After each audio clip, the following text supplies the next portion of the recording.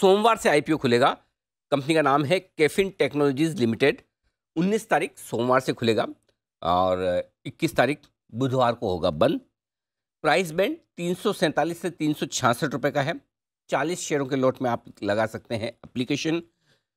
14,640 अगर single lot की application का अमाउंट आप जानना चाहते हैं। 1500 करोड़ का इशू है और यहाँ पर जो इशू का जो मार्केट प्राइस होगा पूरा का पूरा 1500 करोड़ ऑफर फॉर सेल है, यानी कि जो वर्तमान में जो अभी ऑलरेडी इन्वेस्टर्स हैं वो अपनी हिस्सेदारी बेच रहे हैं। 6100 करोड़ के मार्केट कैप वाली है ये कंपनी यानी कि लगभग 25% के आसपास का ऑफर फॉर सेल आता हुआ दिख रहा है। पहले कंपनी के बारे में छोटी मोटी जानकारी मैं आपको दे दूं, विस्तार से तो हम मैनेजमेंट से पूछेंगे। 2017 में KCPL एडवाइजरी सर्विसेज के नाम से कंपनी शुरू हुई थी और देश भर में कैपिटल मार्केट्स को टेक्नोलॉजी के जरिए फाइनेंशियल सर्विसेज और सॉल्यूशन देने वाली ये दिग्गज कंपनी है। हमारे साथ कार्यक्रम में शामिल हो रहे हैं कैफिन टेक्नोलॉजीज के CEO और whole time director Srikanth Nadella साहब, जिन्होंने हैदराबाद उस्मानिया यूनिवर्सिटी से कॉमर्स में बैचलर्स किया है और आप सी इंस्टीट्यूट के मेंबर भी हैं, एसोसिएट मेंबर हैं। 20 साल से ज़्यादा का आपका लंबा गहरा अनुभव है और 2018 से आप कैफिन के साथ जुड़े हैं। नडेला साहब, बहुत बहुत स्वागत है आपका। धन्यवाद सर। और सबसे पहले तो आपको शुभकामनाएं। आपके आईपीओ की शुरुआत सोमवार से होने जा रही है। उम्मीद करें बेहतरीन प्रदर्शन करे आपकी कंपनी आईपीओ के दौरान भी और बाद भी।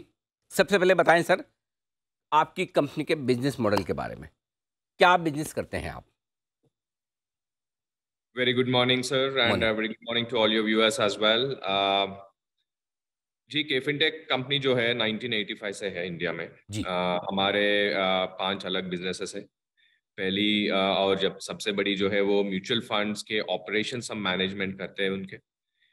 देश में आज के तारीख में अबाउट लगभग 41 एसेट मैनेजमेंट कंपनीज है, जिनमें से हम 59% मार्केट शेयर यानी 24 AMCs का हम ऑपरेशंस मैनेजमेंट करते हैं उनके। और उसके अलावा हम कंपनीज को IPO लेके जाते हैं और IPO के बाद जो काम रहता है शेयर ट्रांसफ़र, डीमेटीरियलाइजेशन, रीमेटीरियलाइजेशन, जैसे कॉर्पोरेट एक्शंस जैसे चीज़, जैसे डिविडेंड डिक्लेरेशन हो गया हो या बाईबैक्स हो, उन सब का हम मैनेजमेंट करते हैं। यही सब काम हम दुनिया भर में भी करते हैं, मलेशिया हो या फिलीपींस, हांगकांग, अभी सून सिंगापुर में भी हम काम चालू करने वाले हैं।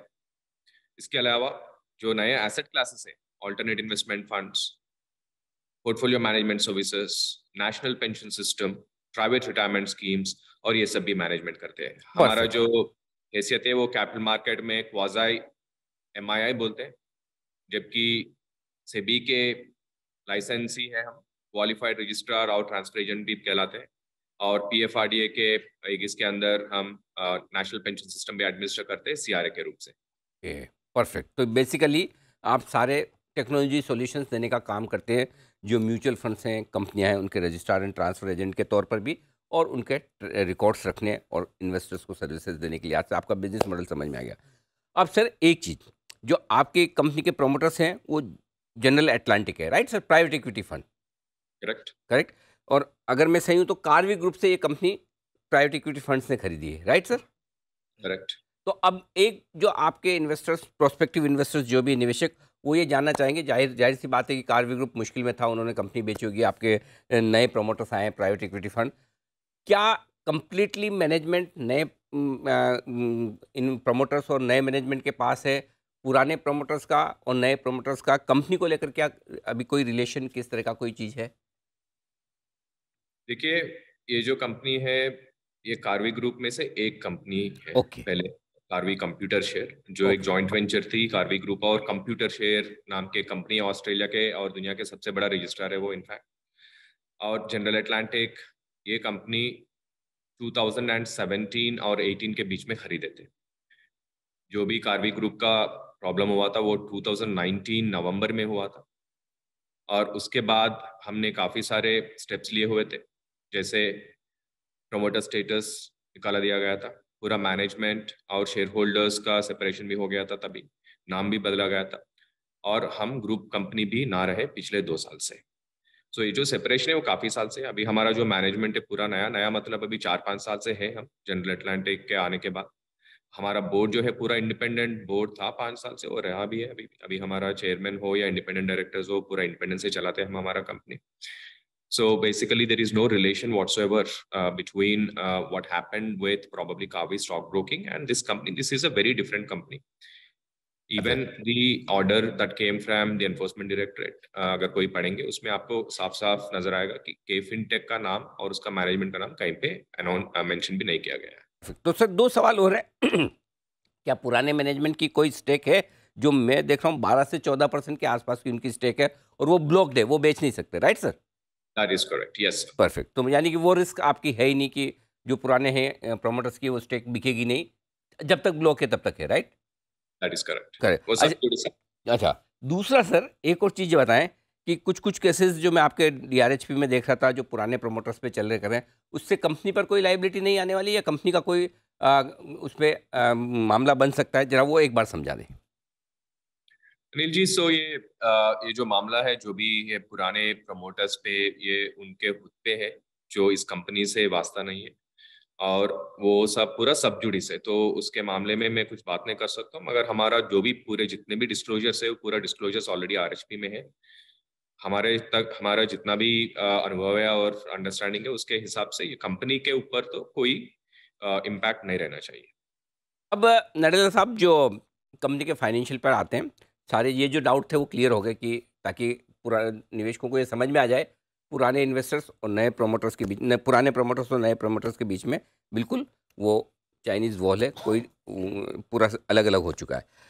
जो फाइनेंशियल ग्रोथ है आपकी बहुत ही ज़बरदस्त, बहुत इंप्रेसिव है। पिछले 3 साल की जो मेरे पास नंबर है 2020 से लेकर अभी सितंबर 2022 तक के, हर एक फ्रंट पर, चाहे वो ऑपरेटिंग फ्रंट पर हो, मुनाफे के फ्रंट पर हो, आपकी कंपनी ऑलरेडी प्रॉफिट मेकिंग है।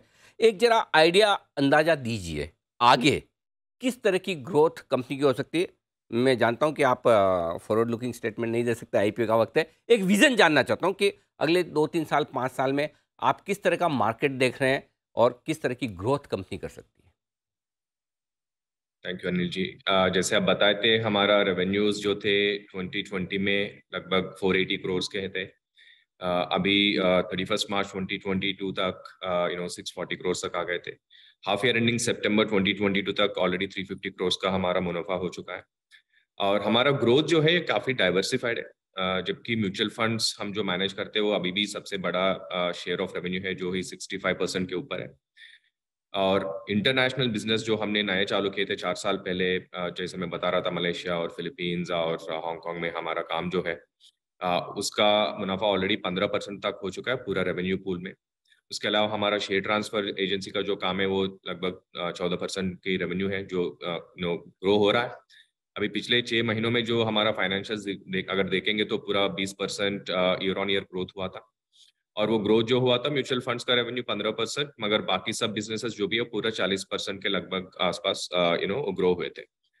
तो हमारा ग्रोथ जो है वो पूरा कैपिटल मार्केट्स के हिसाब से चलता है, मगर हम भारत के फाइनेंशियलाइजेशन और ग्रोथ इन इन्वेस्टमेंट के फिलॉसफी में काफ़ी कॉन्फिडेंस रखते हैं. जैसे म्यूचुअल फंड्स ग्रो हो रहे थे और भी आगे होंगे, या ऑल्टरनेट इन्वेस्टमेंट फंड जैसी एसेट क्लास नया वाला जो ग्रो हो रहा है, हमारे हिसाब से वो भी आगे ग्रो होगा. और इंटरनेशनल बिजनेस में काफ़ी सारा एड्रेसेबल मार्केट है. जितने देशों में हम काम करते हैं उनका लगभग एड्रेसेबल मार्केट लगभग $1 ट्रिलियन का है, जबकि इंडियन म्यूचुअल फंड्स आज के तारीख में $500 बिलियन का है. और अगर ऐसे आप एक्स्ट्रापोलेट करेंगे तो ग्रोथ पोटेंशियल तो काफ़ी है.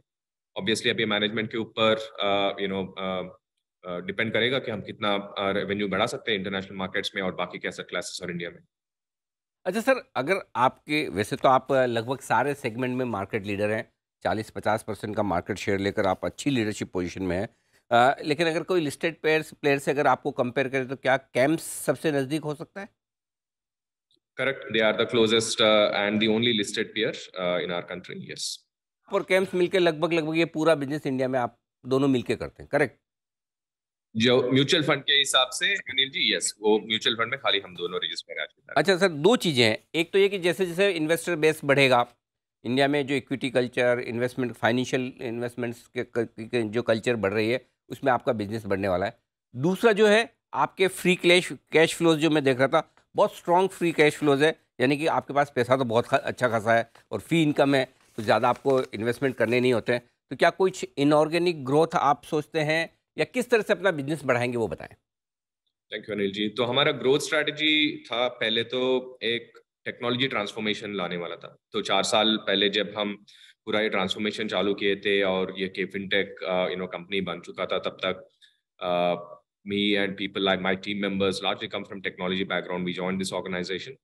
तो हमने काफी सारे प्रोडक्ट्स और प्लेटफॉर्म्स जो बनाए थे, वो बनाए खाली सिर्फ हमारे क्लाइंट्स का ग्रोथ के लिए, और हमारा कमर्शियल मॉडल जो है वो क्लाइंट्स के ग्रोथ के निर्भर पे हमारा ग्रोथ भी है।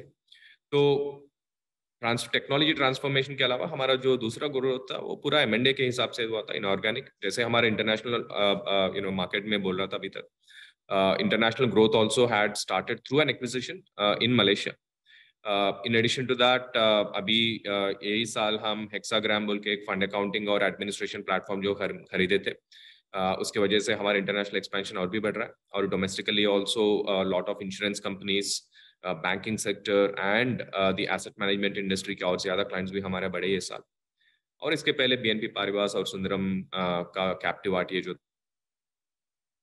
तो ये है आपकी आगे की ग्रोथ की योजना। नरेला साहब, जाने से पहले एक बार फिर से आपसे मैं थोड़ा समझने के हिसाब से पूछना चाहता हूँ कि फाइनेंशियल्स मजबूत है, आपके कैश फ्लोज अच्छे हैं, आपकी लीडरशिप है, बिजनेस ऐसा है यूनिक है और बढ़ने वाला है, ग्रोथ साफ नज़र आती है। सिर्फ एक ही चीज़ जो दर्शकों के लिए फिर से मैं जान रहा हूँ, कहीं कोई क्या कंपनी पर किसी तरह की कोई लाइबिलिटीज़ पुराने प्रोमोटर्स की वजह से आ सकती है या नहीं आएगी? क्योंकि 2018 में आपने ये कंपनी ली, जी ने, राइट? जनरल अल्ट्राटेक जी ने, और 2019 के बाद कार्वी का मामला हुआ। तो जस्ट लोग ये समझना चाहते हैं वो रिस्क तो नहीं है या है? अनिल जी, जैसे मैंने बताया था, पूरे डिस्क्लोजर्स तो आरएचपी में है। जो भी लायबिलिटीज है वो पुराने शेयर होल्डर के खुद के लायबिलिटीज है। ओके, हमारे हिसाब से कंपनी के ऊपर तो कोई लायबिलिटी आनी नहीं चाहिए। बहुत बढ़िया। नरेला साहब, बहुत बहुत धन्यवाद सर समय देने के लिए, और आपने पूरे विस्तार से एकदम क्लैरिटी के साथ अपनी बात रख दी, तो काफ़ी कुछ डाउट्स क्लियर भी हो गए। उम्मीद करते हैं आपकी कंपनी का जैसा दमदार बिजनेस है वैसा ही दमदार रेस्पॉन्स आपके आईपीओ को मिले। सोमवार से आईपीओ खुलने वाला है। हमारी बहुत बहुत शुभकामनाएं। धन्यवाद Anil ji. Thank you. Thank you so much. Shrikant Nadella साहब, होल टाइम डायरेक्टर और सीईओ इस कंपनी के, जो बताते हुए कंपनी की योजनाओं के बारे में विस्तार से हम थोड़ा और पढ़कर सोमवार सुबह आपको देंगे राय, इस आईपीओ में पैसा लगाया जाए या नहीं।